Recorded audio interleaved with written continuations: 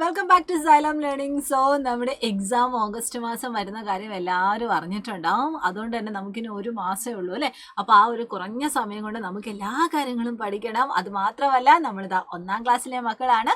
നമ്മൾ ആദ്യമായിട്ടാണ് ഓണപരീക്ഷയൊക്കെ എഴുതാനായിട്ട് പോകുന്നത്. അപ്പോൾ എങ്ങനെയൊക്കെയാണ് ക്വസ്റ്റ്യൻസ് വരുന്നത്, എന്തെല്ലാം കാര്യങ്ങളാണ് പ്രധാനപ്പെട്ടത് എന്നറിയാൻ എല്ലാവർക്കും ഭയങ്കര ആകാംക്ഷ ഉണ്ടാവും അല്ലേ. സോ ഞാൻ ഇന്ന് വന്നിരിക്കുന്നത് നമ്മുടെ പാഠഭാഗത്തിലെ തന്നെ ഒരു പ്രധാനപ്പെട്ട ഒരു പ്രവർത്തനവുമായിട്ടാണ്. സോ നമുക്ക് ആ ഒരു പ്രവർത്തനം നമുക്ക് നോക്കണം. അപ്പോൾ അതിന് മുന്നോടിയായിട്ട് നിങ്ങളിതാ ഈ ഒരു ചിത്രം ഒന്ന് നോക്കിക്കേ. ഈ ഒരു ചിത്രം നിങ്ങൾ എവിടെയാണ് കണ്ടിട്ടുള്ളത്? യെസ്, നമ്മുടെ മലയാളം പാഠപുസ്തകത്തിൽ നമ്മൾ കാണുന്ന ഒരു ചിത്രമാണല്ലേ.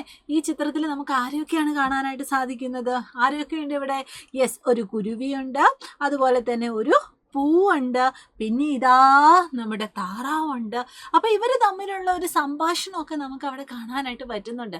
ഈ ഒരു ചിത്രം തന്നിട്ട് ഈ ചിത്രത്തിനെ പറ്റി ഒരു വിവരണം എഴുതാൻ അങ്ങനെയൊന്നും ചോദ്യങ്ങളൊന്നും വരത്തില്ല കേട്ടോ. വലിയ വലിയ കാര്യങ്ങളൊന്നും ചോദ്യങ്ങൾ വരത്തില്ല. ജസ്റ്റ് നിങ്ങളൊന്ന് ആലോചിച്ച് വെക്കുക. ഈ ഒരു ചിത്രം തന്നിട്ട് ഈ ചിത്രത്തിനെ പറ്റി ഒരു 2 വാക്ക് എഴുതാൻ പറഞ്ഞാൽ നമ്മൾ എങ്ങനെ എഴുതുക? ഈ ചിത്രം നോക്കിയിട്ട് എന്തൊക്കെ കാര്യങ്ങൾ നമുക്ക് മനസ്സിലായത്? യെസ്, നോക്കിക്കേ, ഒരു മനോഹരമായിട്ടുള്ള ഒരു ചെടി ഇവിടെയുണ്ട്. ചെടിയിൽ 2 പൂക്കളുണ്ട്. അപ്പോൾ ചെടി പറയുവാണ്, കുരുവി കുരുവി ഇതിലേ വാ. എന്തിനു വേണ്ടിയായിരിക്കും നമ്മുടെ ആ ഒരു ചെടി കുരുവിനെ വിളിക്കുന്നത്? ഇങ്ങോട്ട് വരൂ, ഇതിലേ വരൂ എന്ന് പറഞ്ഞ് എന്തിനായിരിക്കും വിളിക്കുന്നത്? ആ തേൻ കുടിക്കാനായിരിക്കും അല്ലേ. യെസ്, ഈ ഒരു പൂവിൽ തേനുണ്ടാവും. അപ്പോൾ ആ തേൻ തരാനായിരിക്കും നമ്മുടെ ആ ഒരു ചെടി നമ്മുടെ കുരുവിനെ വിളിക്കുന്നത്. അപ്പോൾ ഇതൊക്കെ നമ്മൾ ഊഹിക്കുവാണ് അല്ലേ. ഇവിടെ ആകെ പറഞ്ഞിരിക്കുന്നത് എന്താണ്? കുരുവി കുരുവി ഇതിലേ വാ. ആ ഒരു ഡയലോഗേ ഇവിടെ കൊടുത്തിട്ടുള്ളൂ. അപ്പോൾ എന്തിനായിരിക്കും? തേൻ കുടിക്കാനായിരിക്കും. അപ്പം അങ്ങനെ കുരുവി വന്ന് നമ്മുടെ തേൻ കുടിക്കുന്ന ഒരു രംഗമാണ് നമുക്കിവിടെ കാണാനായിട്ട് പറ്റുന്നത്.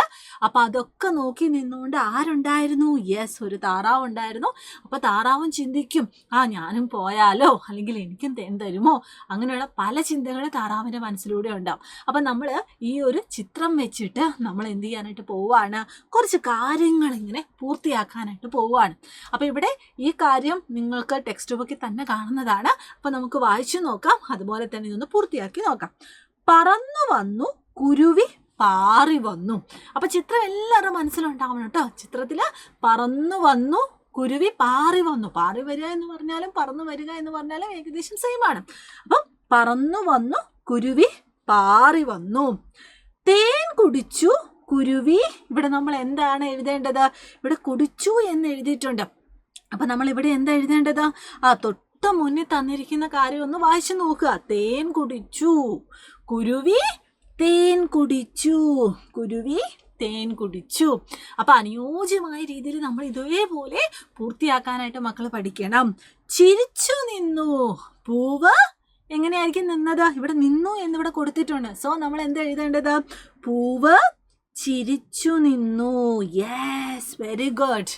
ഇനി 2 വരി കൂടി നമ്മളോട് പൂർത്തിയാക്കാൻ പറഞ്ഞിട്ടുണ്ട്. അപ്പോൾ ഇവിടെ കുരുവിനെ പറ്റി പറഞ്ഞിട്ടുണ്ട്, അതുപോലെ തന്നെ പൂവിനെ പറ്റി പറഞ്ഞിട്ടുണ്ട്. ഇനി ആരെ പറ്റി ഇവിടെ പറയാനുള്ളത്? നമ്മുടെ താറാവിനെ പറ്റിയാണ്.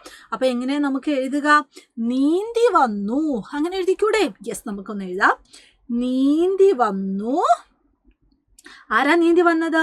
താറാവ് നീന്തി വന്നു. ഓക്കേ. അപ്പം മക്കൾ നോക്കിക്കേ, ഒരു ചിത്രം തന്നിട്ട് ആ ചിത്രത്തിലുള്ള കഥാപാത്രങ്ങളെയൊക്കെ വെച്ചിട്ട്, ആ ചിത്രത്തിൽ തന്നിരിക്കുന്ന ആൾക്കാരെയൊക്കെ വെച്ചിട്ട് നമ്മൾ ഇതേപോലെ വാക്കുകളൊക്കെ കൂട്ടിച്ചേർത്ത് ഇതേപോലെ വാചകങ്ങളൊക്കെ എഴുതാനായിട്ട് മക്കൾ എന്ത് ചെയ്യണം? ഒന്ന് പഠിക്കണം. അപ്പം നിങ്ങൾ നിങ്ങളുടെ ടെക്സ്റ്റ് ബുക്കിലുള്ള എല്ലാ ആക്ടിവിറ്റീസും, എല്ലാ പഠന പ്രവർത്തനങ്ങളും നിങ്ങൾ ഒരു തവണയെങ്കിലും ചെയ്ത് നോക്കണം. നിങ്ങൾ സ്കൂളിൽ നിന്ന് ചെയ്യുന്നുണ്ടാവും, മിസ്സിനറിയാം. പക്ഷെ അത് കൂടാതെ നിങ്ങൾ വീട്ടിൽ വന്നിട്ട് അച്ഛൻ്റെയും അമ്മേൻ്റെയും കൂടി ഇരുന്ന് എന്ത് ചെയ്യുക? ഒന്ന് ചെയ്ത് നോക്കുക. അതുമാത്രമല്ല, നമ്മുടെ ചാനലിൽ എല്ലാ ചാപ്റ്റേഴ്സിൻ്റെയും ലൈവ് ക്ലാസ്സുകൾ വരുന്നുണ്ട്, ചെറിയ ചെറിയ യൂട്യൂബ് കോണ്ടന്റുകൾ വരുന്നുണ്ട്. എല്ലാം നിങ്ങൾ എന്ത് ചെയ്യുക? കൃത്യമായിട്ട് കാണാനായിട്ട് ശ്രദ്ധിക്കുക. ഓക്കെ. അപ്പോൾ ഇതേപോലുള്ള ഇമ്പോർട്ടൻ്റ് ആയിട്ടുള്ള കാര്യങ്ങളൊക്കെ ആയിട്ട് നമുക്ക് അടുത്ത ദിവസം കാണാം. അപ്പോൾ എല്ലാ മക്കൾക്കും all the very best. Thank you so much. Bye bye.